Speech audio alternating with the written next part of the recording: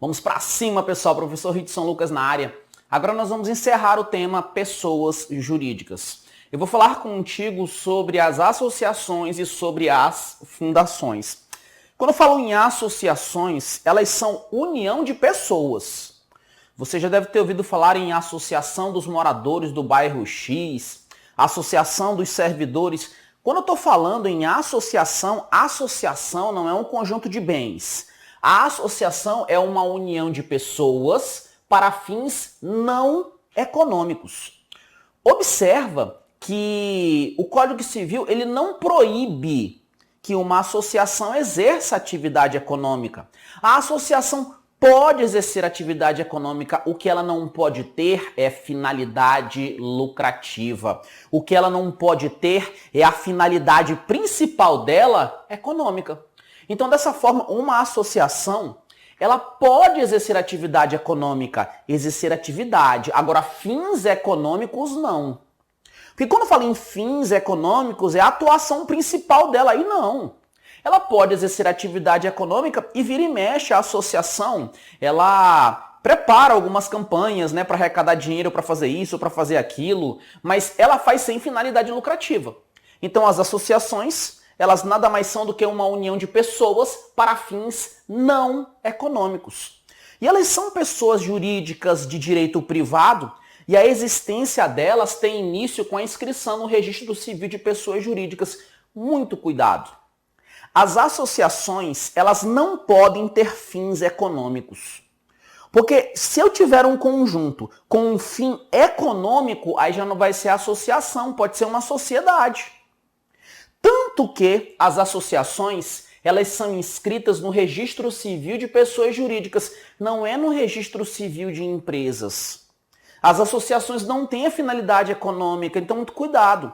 As associações nada mais são do que uma união de pessoas com fins não econômicos. A inscrição do ato constitutivo é no Registro Civil de Pessoas Jurídicas, não é no Registro de Empresas. Rilu, e se eu tiver uma união de pessoas para fins econômicos? Se eu tiver uma união de pessoas para fins econômicos, aí já não é associação, pode ser uma sociedade. Beleza? Sociedade empresarial e etc.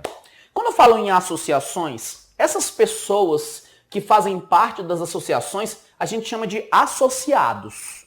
Muita atenção. Entre a associação e os seus associados, existem direitos e obrigações. No entanto, entre um associado e outro não há direitos nem obrigações. Então, entre um associado e outro não há direito, não há obrigações. Então, o associado A, ele não tem direito em relação ao associado B. O associado B não tem direito em relação ao associado A. O associado A, ele não tem obrigação em relação ao associado B e vice-versa. A relação de direitos e obrigações é com a associação. Então, não há direitos e obrigações entre os associados. E os associados, como regra, eles têm direitos iguais. No entanto, o estatuto da associação pode estabelecer algumas categorias de associados com vantagem especial. Por exemplo, um voto, ter um valor superior, mas isso tem que estar previsto no estatuto. Mas a regra é que os associados tenham direitos iguais, mas a associação ela pode estabelecer algumas características com vantagem especial. Quando eu estou falando em associação, eu, por exemplo, eu faço parte de uma associação dos oficiais de justiça federais. Eu faço parte. E eu faço parte porque eu sou oficial de justiça federal. Por conta disso, o que eu quero te falar? Eu não posso pegar a minha condição de associado e passar para qualquer pessoa. Eu não posso transferir, até porque a qualidade de associado ela é intransmissível, salvo se o estatuto estabelecer de forma diversa. Algumas pessoas pertencem a algumas associações e elas vendem as suas cotas ideais, vendem as suas transferências ideais. Toma muito cuidado. A transferência de cota ou fração ideal não importa de per si, ou seja, por si só, na qualidade de associado para quem está adquirindo. Por quê? Porque a qualidade de associado ela é intransmissível. Ela não se transmite. Mesmo que você passe para frente a tua fração, a tua cota, ela é intransmissível. Salvo se o estatuto estipular de forma diversa. Se o estatuto estipular, se você passar a tua fração, a tua cota ideal, vai ser transmitida a condição de associado. Aí não tem para onde correr, mas regra, a qualidade, ela é intransmissível. E se ele coloca na prova, essa intransmissibilidade, ela é absoluta. Aí está errado, porque o estatuto pode estabelecer de forma diversa. Um associado só pode ser excluído de uma associação se houver justa causa, assegurado a ele o direito de defesa e também recurso. Quando eu falo em associação, vira e mexe, uma associação ela vai fazer uma assembleia geral com os seus associados. Vai ter convocação dessa assembleia e etc. E a assembleia geral, cuidado, não é presidente da associação, é a assembleia geral. A assembleia geral tem competência para destituir administradores e alterar o estatuto dessa associação. Então, muito cuidado que eles podem te perguntar. Qual é o órgão que tem competência para destituir administradores das associações ou alterar o estatuto das associações? É a Assembleia Geral. Acontece que a Assembleia Geral é um órgão deliberativo. E a convocação dos órgãos deliberativos em geral de uma associação, essa convocação ela é feita na forma do estatuto. Então, o estatuto vai dizer quando que vai ser convocado, o que eu preciso. No entanto, mesmo que não esteja no estatuto, é garantido a 1/5 dos associados o direito de convocar órgão deliberativo. Grava essa fração porque cai em provas. Eles falam assim que os associados só podem convocar um órgão deliberativo se houver unanimidade. Não. 1/5 dos associados, se eu conseguir 1/5 de interessados, eles podem sim convocar um órgão deliberativo para deliberar sobre algum assunto. Para tratar sobre algum assunto, sobre a sede campestre, sobre o clube, não sei. Só que essa associação é uma pessoa jurídica de direito privado. E ela vai adquirir personalidade jurídica com a inscrição no registro civil de pessoas jurídicas.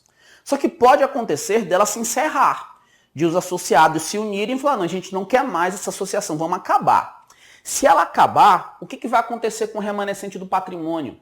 Aquele clube, aquela sede campestre. Então, o que vai acontecer com aquele patrimônio? Segundo o Código Civil, o remanescente do patrimônio da associação após a dissolução vai ser, se estiver estipulado no estatuto, vai ser encaminhado para outra entidade de fins não econômicos. Agora, se o estatuto não definir, olha, porque o estatuto pode colocar, em caso de dissolução dessa associação, o restante do patrimônio vai ser direcionado para a entidade de fins não econômicos X. O estatuto pode dizer, ó, vai para aquela entidade. Mas, se o estatuto for omisso, se o estatuto não falar para onde que vai o remanescente do patrimônio da associação após a dissolução, os associados, por deliberação, podem estabelecer que esse remanescente do patrimônio ele seja direcionado para a instituição federal, estadual ou municipal de fins iguais ou semelhantes à atual associação. Não tem outra. Se está encerrando a atividade de uma associação, é evidente que os associados eles podem receber uma restituição da sua cota, da sua fração, né? Eles vão deliberar a respeito disso, mas é evidente que eles podem fazer. Veja só que sobre a associação não tem muito segredo.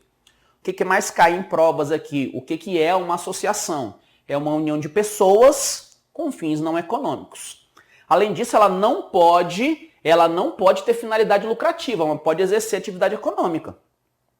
Outro ponto importante é que a qualidade de associado ela é intransmissível e que a convocação dos órgãos deliberativos é garantida a 1/5 dos associados. Toma muito cuidado com esses pontos, mas dá para matar qualquer coisa aí, qualquer questão que cobre sobre esse tema. Agora vamos falar sobre as fundações. As fundações também são pessoas jurídicas de direito privado. Nessa parte do Código Civil, nós estamos na parte geral. Na parte geral, quando eles colocam pessoas jurídicas no teu edital, você não precisa estudar todas as pessoas jurídicas de direito privado. Até porque eu tenho direito de empresa. Direito de empresa, eu trato sobre as sociedades, eu aprofundo um pouquinho mais, mas aí tu já vai estar em direito empresarial. Então eu não tenho que estar batendo cabeça aqui com cooperativas, com sociedade empresária, porque já é outro direito, é o direito empresarial. Para direito civil, quando eles colocam no edital pessoa jurídica, é aquela parte inicial que a gente estudou, estudar associações e fundações, porque é o que está no Código Civil. Quando eu falo em fundações, a fundação ela é diferente da associação. A associação é uma união de pessoas com fins não econômicos. A fundação é um acervo de bens. Então, união de pessoas, associação. Conjunto de bens, fundações, para a execução de fins de interesse público, definidos em lei, que nós vamos já verificar quais são. Toma muito cuidado, porque as fundações, elas só podem ser criadas por escritura pública ou testamento, inclusive o testamento particular. Como que é criada uma fundação? Eu posso ter, tem a Fundação Ayrton Senna, Fundação Oswaldo Cruz, existem diversas fundações. Quando eu falo em fundação, eu preciso de um instituidor. Um instituidor da fundação, de uma fundação, o que ele vai fazer? Ele vai fazer uma escritura pública, pegando parte de seus bens e direcionando para que seja criada uma fundação, ou então ele faz por testamento. Quando eu falecer, eu quero que os bens tais sirvam para criar a fundação Y. Então, o instituidor de uma fundação, através de escritura pública ou testamento, ele vai destinar bens livres, os bens precisam estar livres, para o nascimento da fundação. E esse instituidor, ele pode especificar o fim, ele vai especificar o fim da fundação. Só que essa fundação, ela não pode ter fins econômicos também. As fundações, elas executam finalidade de interesse público e as fundações em rol taxativo, elas só podem ser criadas para um dos fins previstos no parágrafo único do artigo 62. Deixa eu pegar meu óculos aqui, porque esse ponto cai em provas, tá? E olha, não deixe de ler lei seca, tem que ler lei seca. Então, ó, vamos lá. Deixa eu pegar aqui o Código Civil. Deixa eu abrir Código Civil, artigo 62, parágrafo único. O artigo 62, parágrafo único, diz pra gente que a fundação somente, então o rol é taxativo. A fundação somente poderá constituir-se para fins de assistência social, cultura, defesa e conservação do patrimônio histórico e artístico, educação, saúde, segurança alimentar e nutricional, defesa, preservação e conservação do meio ambiente e promoção do desenvolvimento sustentável, pesquisa científica, desenvolvimento de tecnologias alternativas, modernização de sistemas de gestão, produção e divulgação de informações e conhecimentos técnicos e científicos, promoção da ética, da cidadania, da democracia e dos direitos humanos e atividades religiosas. Dessa forma, uma fundação não pode ser criada para execução de qualquer finalidade, somente para uma das finalidades previstas no parágrafo único do artigo 62.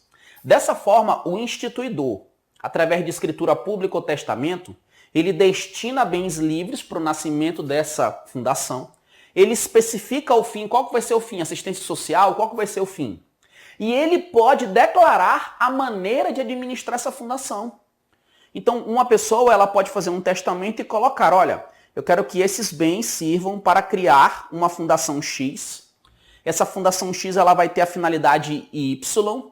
E eu quero que ela seja administrada da seguinte forma. Então, o instituidor, ele pode sim declarar a maneira dela ser administrada.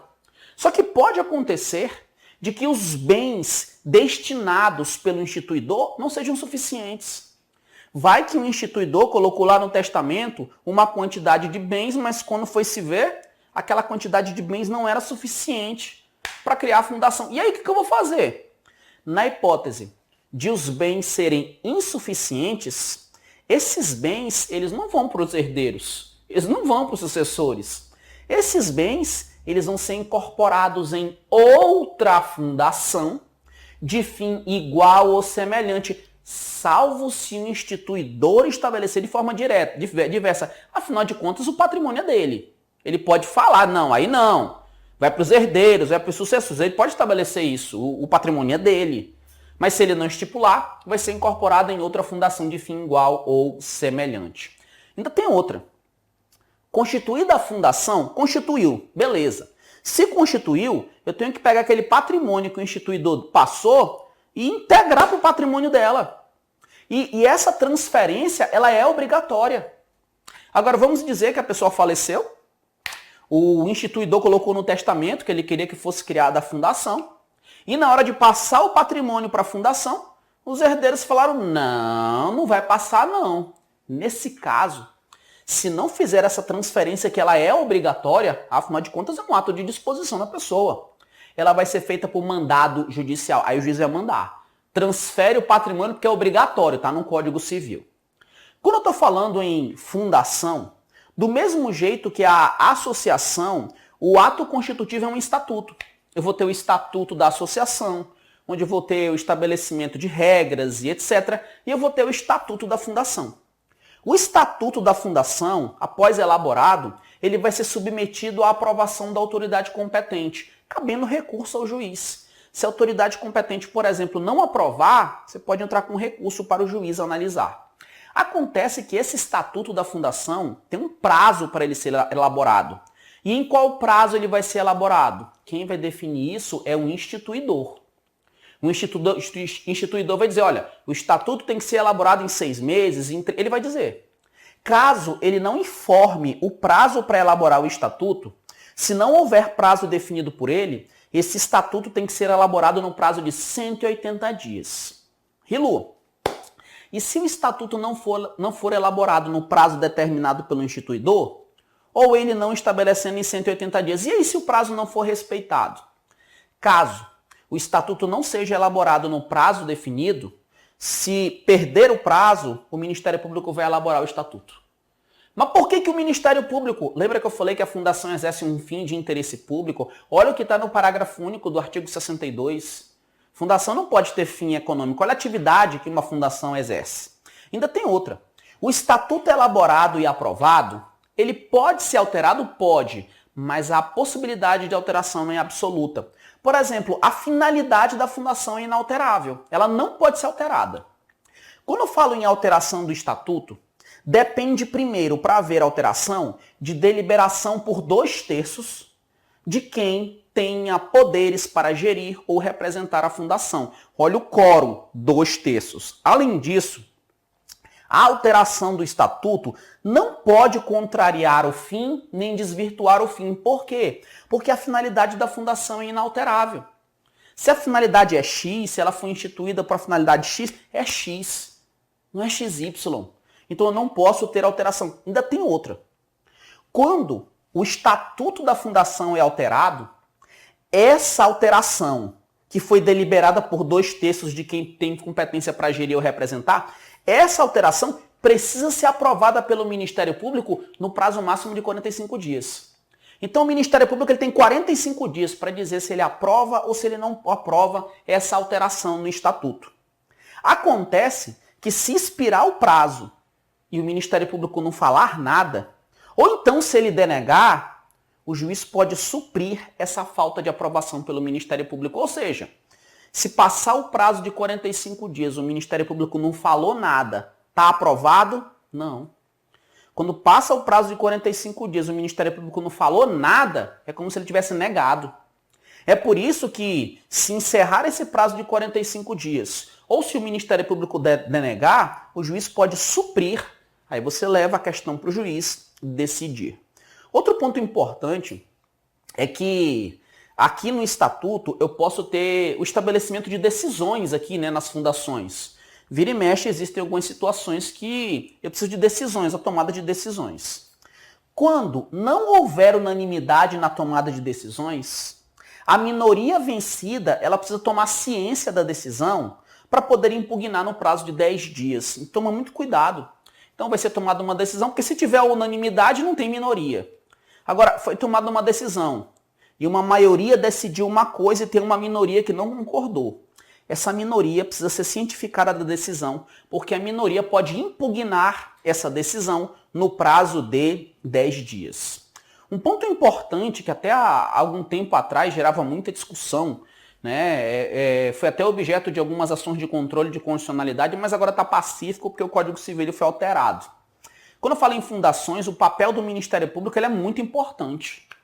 Tanto que o Código Civil ele estabelece que quem velará pelas fundações é o Ministério Público, mas é o Ministério Público dos estados em que elas estejam situadas.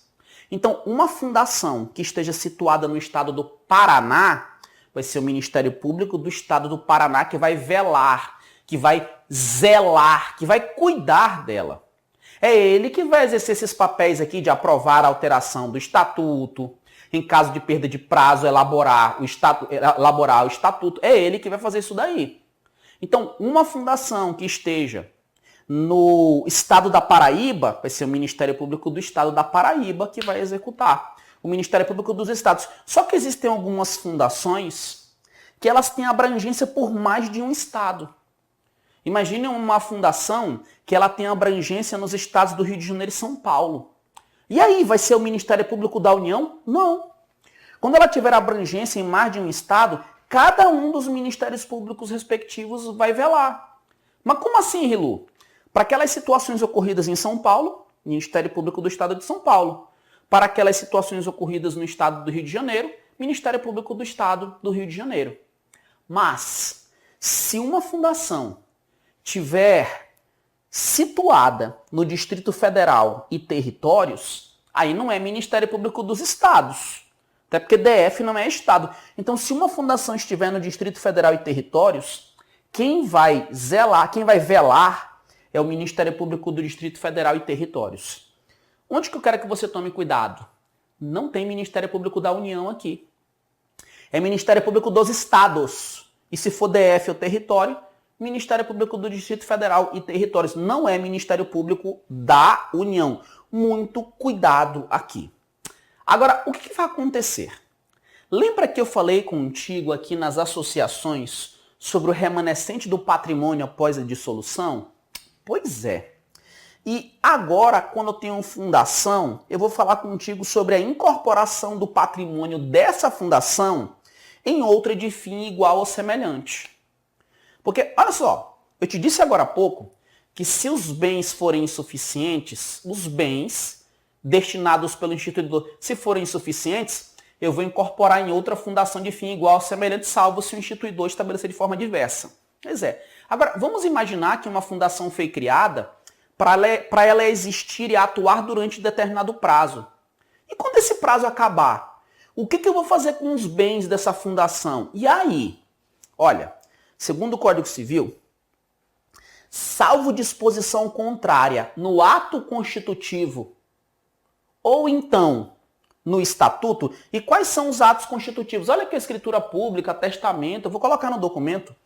Nesse caso, salvo disposição contrária no ato constitutivo ou estatuto, o juiz vai designar a incorporação do patrimônio em outra de fim igual ou semelhante, nas hipóteses de vencido o prazo da sua existência, ou o fim, lembra das finalidades aqui do parágrafo único do artigo 62? Ou se o fim se tornou impossível, ilícito ou inútil. Observe que aqui, nessa parte final, a fundação já foi criada. Ela foi criada, mas venceu o prazo de existência dela. A finalidade dela se tornou inútil. A finalidade se tornou ilícita. Ela não pode mais continuar. O que eu faço com o patrimônio dela? O patrimônio dela, se não houver disposição contrária no ato constitutivo ou no estatuto, esse patrimônio ele vai ser designado para outra fundação de fim igual ou semelhante, conforme determinação judicial. Beleza, não tem segredo. Rilu, eu quero estudar sobre as sociedades, sobre as EIRELIs, aí já é direito de empresa, eu repito. Pessoas jurídicas, direito civil é isso, ponto. Não queira ir além. Fala nisso, muito cuidado na hora de resolver questões. Resolva só as questões dos cadernos que eu disponibilizar para você. Só. Porque tem muito erro de filtro. Eu peguei os principais sites de questões, eu tenho assinatura de todos. É muito erro de filtro e às vezes você está resolvendo uma questão que está filtrada direito civil, pessoas jurídicas, só que na verdade o assunto é direito empresarial. E aí você começa a surtar. Às vezes tem questão sobre sociedades anônimas aqui. Não, sociedade anônima você estuda lá em direito empresarial. Então o que nós estudamos aqui? Que as associações nada mais são do que uma união de pessoas para fins não econômicos. elas podem exercer atividade econômica, mas sem finalidade lucrativa. O fim não pode ser. Elas são inscritas no registro civil de pessoas jurídicas, não é no registro de empresas. Não há direitos e obrigações entre os associados. Os associados têm direitos iguais, mas o estatuto pode estabelecer categoria de associado com vantagem especial. A qualidade de associado é intransmissível, salvo estatuto. A transferência de cota ou fração ideal não importa de per si na qualidade de associado, salvo estatuto. A exclusão do associado só pode ocorrer com justa causa, assegurado o direito de defesa e recurso. A Assembleia Geral da Associação tem a competência de destituir administradores e alterar o estatuto. A convocação dos órgãos deliberativos das associações é realizada na forma do estatuto, garantido a 1/5 dos associados. O remanescente do patrimônio após a dissolução da associação será, se previsto no estatuto, para entidade de fins não econômicos determinada pelo estatuto. Se o estatuto não falar qual é essa instituição, os associados, por deliberação, podem fazer com que esse remanescente seja destinado à instituição federal, estadual ou municipal de fins iguais ou semelhantes, e os associados eles podem receber restituição da sua cota, da sua fração. Quando fala em fundação, ela é um acervo de bens para fins de interesse público. E elas somente podem ser criadas por escritura pública ou testamento, mesmo testamento particular. Nelas, o instituidor, por escritura pública ou testamento, destina bens livres para o seu nascimento, especificando o fim, e ele pode declarar a maneira de administrar a fundação. Se os bens destinados forem insuficientes, eles serão incorporados em outra fundação de fim igual ou semelhante, salvo se o instituidor estabelecer de forma direta. Constituída a fundação, a transferência desses bens livres ela é obrigatória. Se não for feita, vai ser feita por mandado judicial. O estatuto ele é submetido à aprovação da autoridade competente, cabendo recurso ao juiz. E esse estatuto ele é elaborado no prazo definido pelo instituidor. Se ele não definir prazo, em 180 dias. Se o prazo não for respeitado, quem elabora o estatuto é o Ministério Público. A finalidade da fundação ela é inalterável. E quando eu falo em alteração do estatuto, depende de deliberação de 2/3 de quem tem competência para gerir ou representar. Não pode contrariar ou desvirtuar o fim da fundação. Precisa ser aprovado pelo Ministério Público no prazo máximo de 45 dias. Se o Ministério Público perder o prazo, ou então se ele denegar, o juiz pode suprir essa aprovação. Quando não houver unanimidade nas decisões tomadas, tem que se dar ciência à minoria vencida para impugnar no prazo de 10 dias. O Ministério Público dos Estados velará pelas fundações do Estado onde situadas. Se elas estiverem situadas em mais de um Estado, cada um dos Ministérios Públicos estaduais respectivos vai atuar. Se a fundação estiver no Distrito Federal ou territórios, Ministério Público do Distrito Federal e territórios. No caso de vencido o prazo da existência da fundação, ou se o fim dela se tornar impossível, ilícito ou inútil, o juiz vai designar, salvo disposição contrária no ato constitutivo ou estatuto, a incorporação do patrimônio da fundação em outra de fim igual ou semelhante. Beleza, não tem segredo, tema fácil. Agora, vai ler lei seca, dê uma lida nos artigos do Código Civil, dessa parte geral sobre pessoas jurídicas e depois vai resolver questões. É isso. Sangue no olho até a posse, pra cima.